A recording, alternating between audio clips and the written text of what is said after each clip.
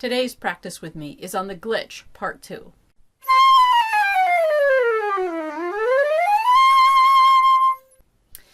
We're working on the glitch, and there's other exercises that you can work on. So if you're getting bored or you feel like you've really conquered the scales in thirds, fourths, fifths, sixths, sevenths, and eighths, then let's go into our favorite book, the Taffanel and Gaubert.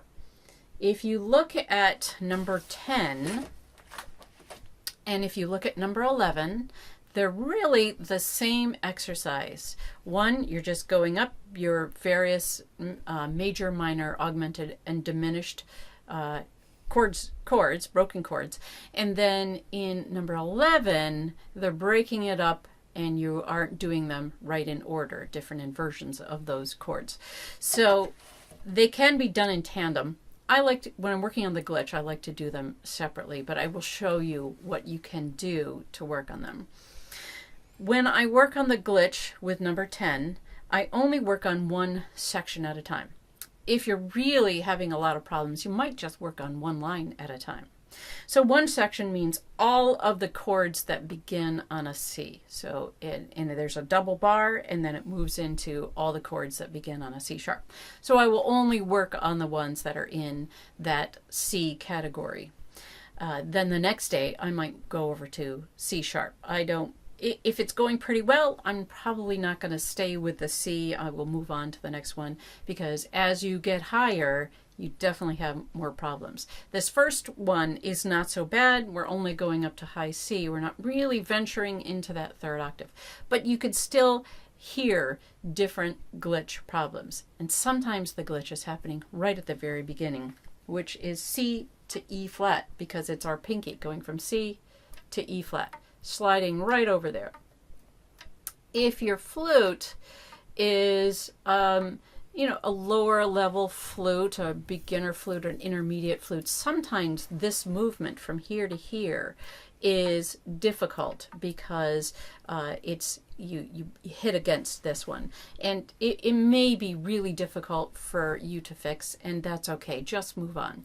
Also, if you feel like doing that too many times is putting too much pressure on your pinky, just move on. Just do a little bit, because our pinkies can get a lot of work out there, and we don't want to cause any long-term problems there.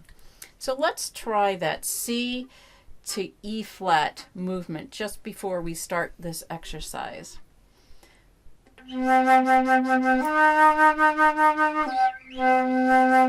It's harder to slide back down. I feel like I'm less control when I slide back down. Now, mine came out pretty well. If yours didn't, try it a couple times and move on. One thing that I forgot to say, when I'm working on glitches, if you look at this exercise, there's all these different articulations that you can do with this exercise. When I work on it, it's slurring, because I'm only listening for glitches, which happen when you slur. They can happen when you're tonguing, but a lot less often. So I'm just going to start nice and slow and see if anything stands out as a glitch as I get going. If something stands out to you and you hear it, just work on it. Stop, go back and forth between those two notes, concentrate on which finger is causing the problems, isolate it, and then you can be on your way to fixing it.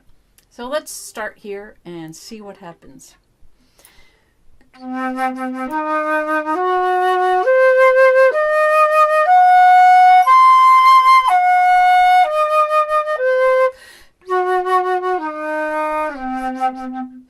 Now, nothing major stood out. I didn't exactly like how I went from the high C to G. Let me see if I can do that again.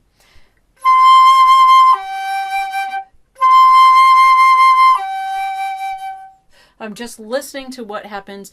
I thought it popped a little bit the first time. I'm okay. I'm pretty satisfied with it now. If you hear that popping, it's just how gentle can you make those fingers. And gentle doesn't mean slow. Just C to G. Just move it back and forth, and then keep going down. Let's start with the next measure, which is our C minor chord. So we're doing C to E flat to G.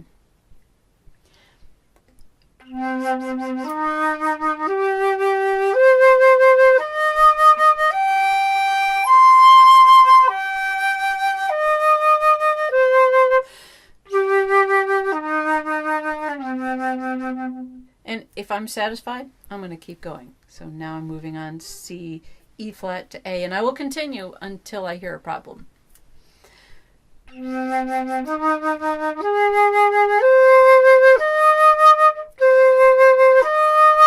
A little bit there between C and E flat, again going from one finger to a bunch down.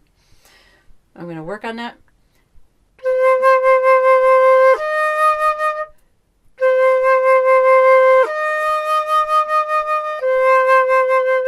I feel like it's more of a pop than it is a finger issue. Let me see if I can iron it out.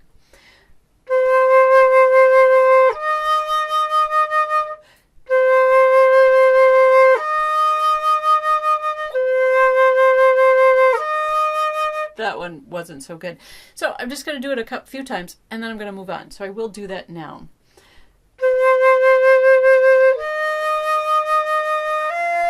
Well, maybe I'll look at the music. Let me do that again.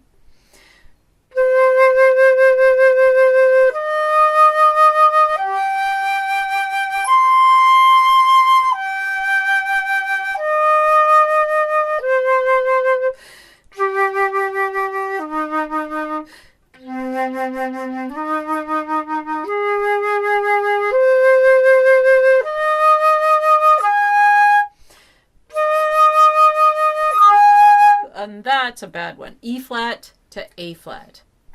E flat to A flat. I think it has something to do, it's not maybe always that this finger is slower, but the mechanics of it make this a longer movement. It's a bigger movement than these keys are.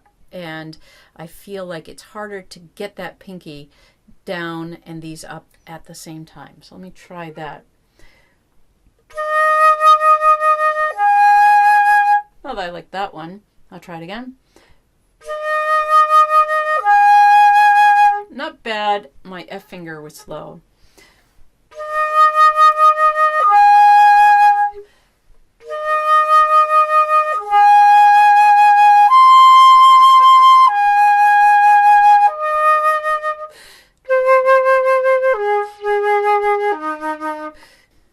Now I'm going to keep going until I hear another glitch.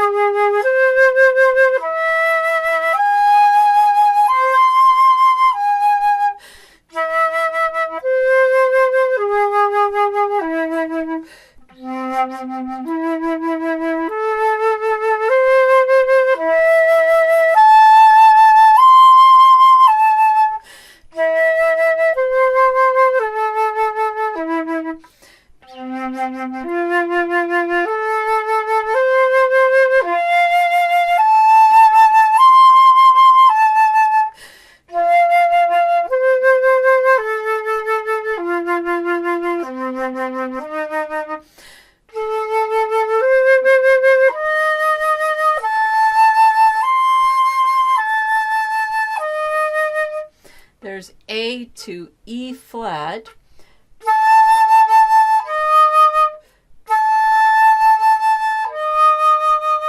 I feel like maybe it's my D, maybe it's my pinky that is causing the problem.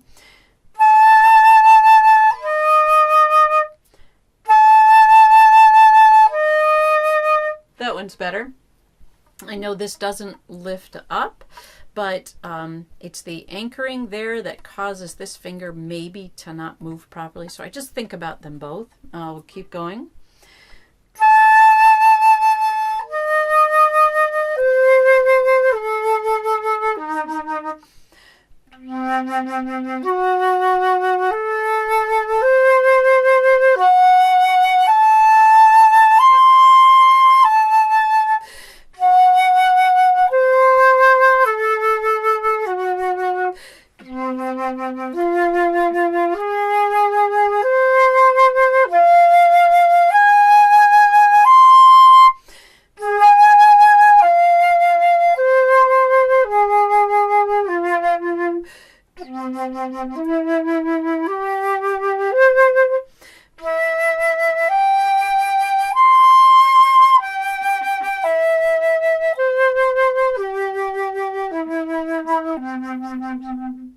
Now that doesn't end back on a C. It just immediately goes into the new key, C sharp. But I like to just take that, end on the C, because I'm doing C arpeggios. And that makes me feel like I finished the piece rather than left dangling on an E. So there are some little bits of problems. You might then want to go back and do them a little bit faster to see if the problems that you conquered are still there. But also, when you go a little faster, it's revealing because sometimes new glitches appear that weren't there before. Now, just before we're done, let's just take a look at number 11.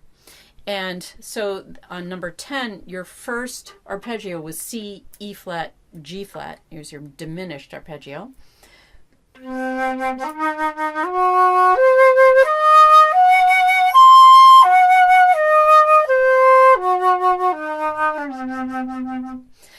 And this one is still using the same one, but instead of doing them in order, C, E flat, G flat, it's skipping.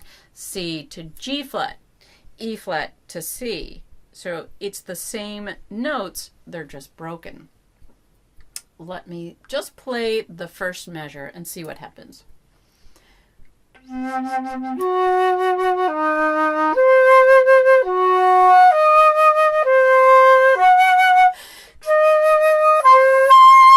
Let me try that again. E flat to C.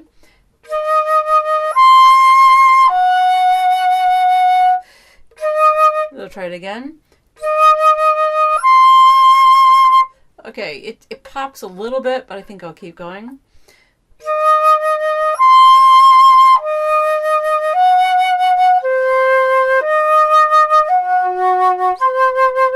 There's G flat to C, low, I didn't like that.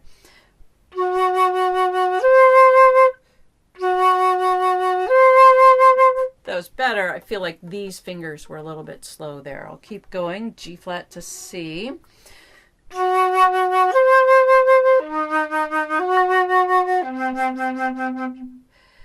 And I like that. Now, one little trick that I did was when we were playing that low E flat to G flat, I picked my pinky up to get ready for the low C next. And that's okay. You can do that.